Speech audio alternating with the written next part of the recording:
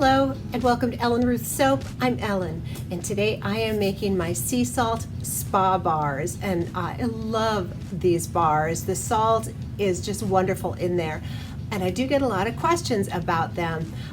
Is it drying to your skin? Why would you use a salt bar? What's it good for? And questions like that. Well, let me just say it is not drying to your skin. It's a really unique combination. So the sea salt is a toxin pulling. It's very good for our skin. It's gently exfoliating, and it also so it gets the skin prepped for. This soap is full of luxury butters. It has cocoa and shea butter in it and a lot of natural glycerins. So the salt acts as a catalyst for the luxury oils in this bar. It has a great lather to it. It's high in coconut oil. In fact, I'm going to leave the recipe in the description box below, and I encourage you to try it yourself. So some of the things in this bar today are, so this is the salt that I used. It's let me read. I get these at Costco. Let's start there. Pure sea salt. This one, and they come from different regions. I didn't realize this until I read the labels on both of these. This is the one I'm using today.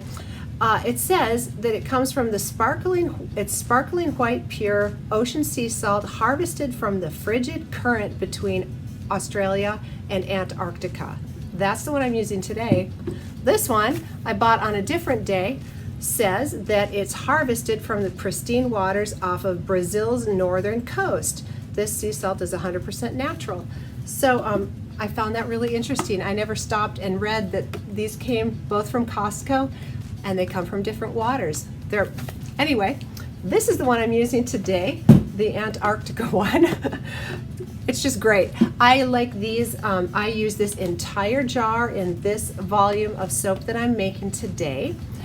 For my colorants, I'm going to do a split. I will use white kaolin clay for the white portion, and I have red Moroccan clay that I will use for the other portion, because I think the clays just add another element to the lather on these bars, and they're beautiful to look at.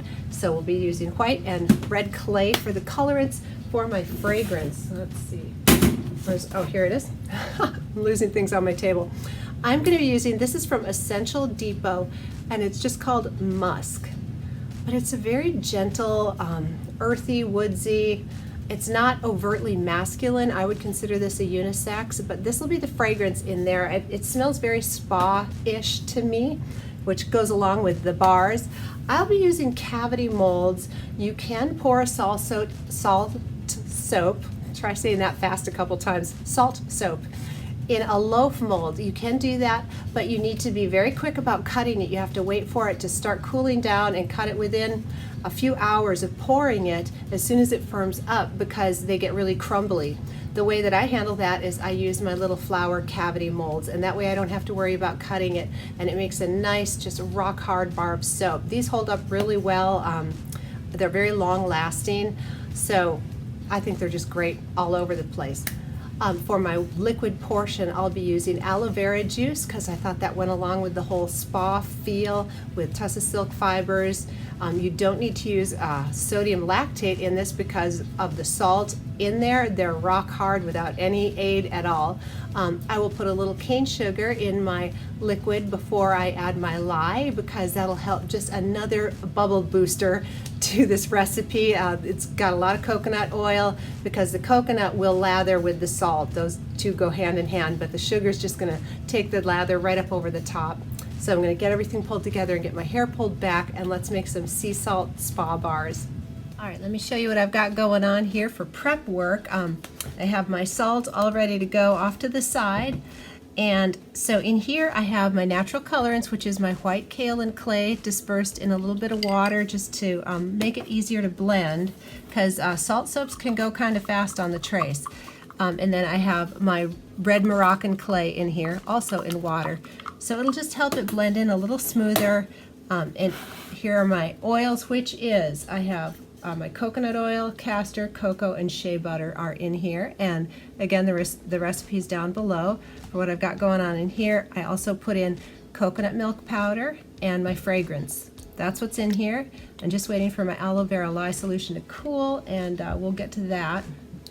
in just a minute. So I want to show you how I prepped my natural colorants to go in here. All right, everything's cooled off and ready to go. So I'm going to hand stir in my lye, and then we'll add our salt. After I get emulsion, we'll add our salt, split it up and color it, and get them poured. Last time I made these salt bars, I did the whole thing without a stick blender.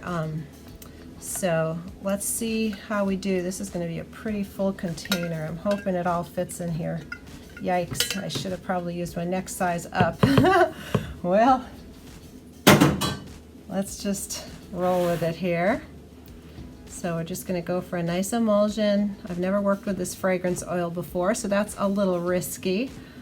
But we're just going to roll with it. Let's see how we do. All right, and I want to get the salt in here before I split it off. I'm using this entire container. And that is really, really full. Oh, mercy. Let's see if we can get this all blended in and then split off.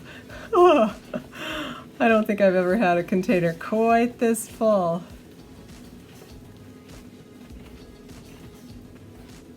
There we go. I want to make sure there's no big salt blops in here. Definitely want the salt well and incorporated throughout everything. And I think it's looking pretty good. I don't see any blops. I don't see any salt bits. So now I'm gonna see if we can get this split off relatively even. So we'll do about 1.5. That's why I like these beaker pitchers, because they do have measurements on the side. Of course, it went right down the handle, you know? Isn't that the way of it? There we go. All right, now let's get our colorants. I'll go ahead and put the kaolin in here, and we'll do the red Moroccan clay over here. All right, and we'll just get these whisked in and see how we're doing and get to pouring. This is a pretty quick recipe, but these are so luxurious. There we go. Looking good. I'm going to pull this out. Not going to mess around too much. We're going to get to pouring here. All right. Let's get our molds over and get going. There we go. And these firm up nice and quick, so there we go. I think pretty much everything's in frame. I'm going to just set this off to the side. All right, let's see. We'll come in here and we're just going to pour. I'm hoping to just do like that.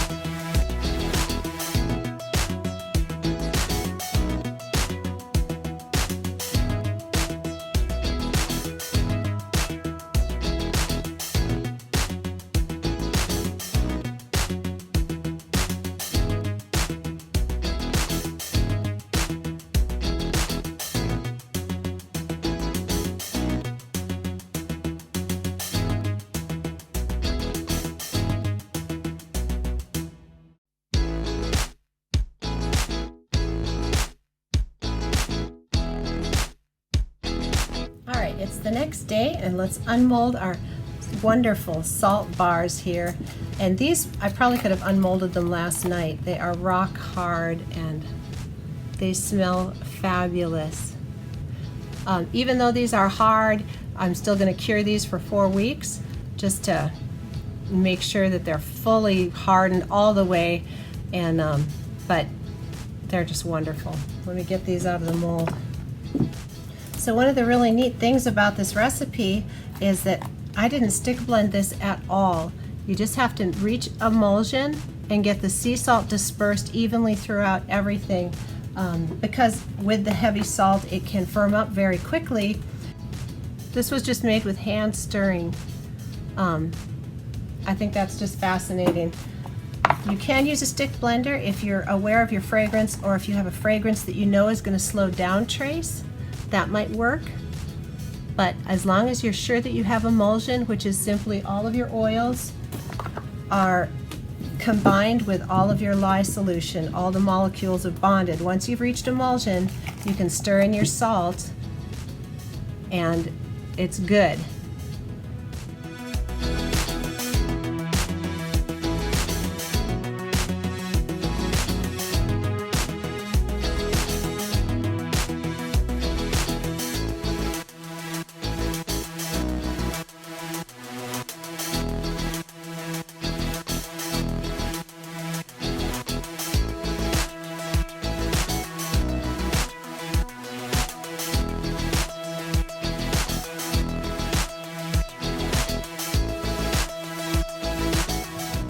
So these are just, I think they're so wonderful, and they're pretty, and they're the perfect little palm-sized soap, I think.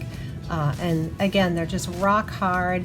These will cure for 4 weeks, but they smell divine, and they're so skin friendly. So don't let the salt shy you away from these. They are fantastic. And these are from the little tart. Aren't those cute? Wonderful guest soaps. It really is like a little spa treatment for your skin every time you use one. And so the way that I clean these up, if they have any sort of sharp edge, this is just a dry, I know it's stained from turmeric. These are my soap rags, but this is clean. A dry, clean rag, and I'll just run it around the edge to take off any sharpness so that it's nice and smooth, and that's all I do to finish these bars up. So if you can see, this has a little bit of corners, edges on it. I don't stamp my round bars. Salt bars would be hard to stamp anyway, but just a dry rag, it knocks off any of the sharp edges and it makes the whole thing nice and smooth. There, this one has a little bit of edges on it, because I fill the cavity molds up right to the top so they can get a little rough edge. And that's it. Nice and smooth. So that's how I clean these bars up. I don't stamp them, and I don't use a beveling tool. So that's it.